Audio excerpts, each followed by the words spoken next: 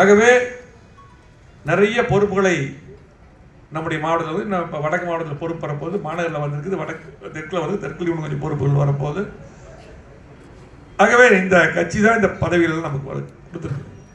இந்த கட்சி தான் அமைச்சர்களாகவும் நாடாளுமன்ற உறுப்பினர்கள், சட்டமன்ற உறுப்பினர்கள், மேயரு, சேர்மன், அதே போல உள்ளாட்சி பிரதிநிதிகள், கூட்டுறவு சங்க பிரதிநிதிகள் என்று பல்வேறு பதவிகளை கொடுத்தது இந்த கழகம். புரட்சித்தலைவர் எம்ஜிஆர், அம்மா, அதே போல இன்னைக்கு எடப்பாடியார் அவர்கள்.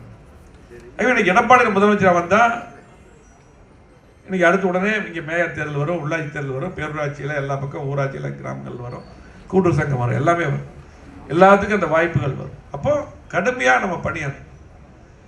எஸ்ஐஆர் பணிகளை பொறுத்தளவுக்கு நீங்கள் எல்லாருமே பணியாற்றுறீங்க. இன்னும் கொஞ்சம் கூடுதலாக கவனம் செலுத்தி பணியாற்ற வேண்டும்.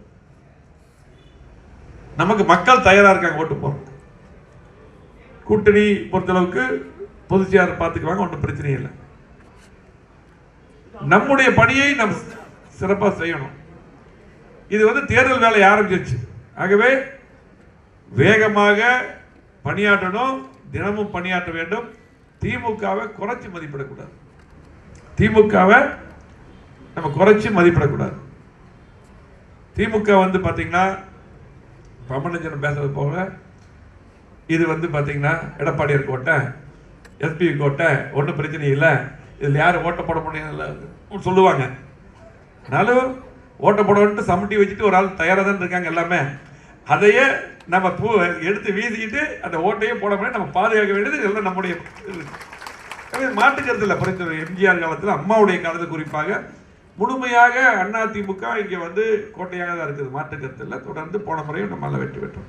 ஆக ஏதாவது விதத்தில் பார்த்தீங்கன்னா ஏதாவது பண்ணணும்னு நினைக்கிறாங்க. மக்கள் தெளிவாக இருக்காங்க. மக்கள் கண்டிப்பாக திமுக ஆட்சியில் எந்த திட்டம் நடக்கல, அதிமுக எவ்வளோ பண்ணியிருக்காங்க, சட்ட ஒழுங்கு சரியாக இருக்குது, கண்டிப்பாக வரணுங்க. ஆனால் ஏதாவது ஒரு பொய்யை சொல்லி அவங்க மாற்றுவாங்க. பொய்யை சொல்லுவாங்க, கொலுசு கொடுப்பாங்க, எந்த வேணாலும் பண்ணுவாங்க. அதுக்கு நம்ம கவனமாக இருக்கணும். பூத் லெவலில் போய் பணியாற்று. ஒவ்வொரு பூத் லெவல்லையும் நீங்கள் நம்ம போய் பணியாற்ற வேண்டும்.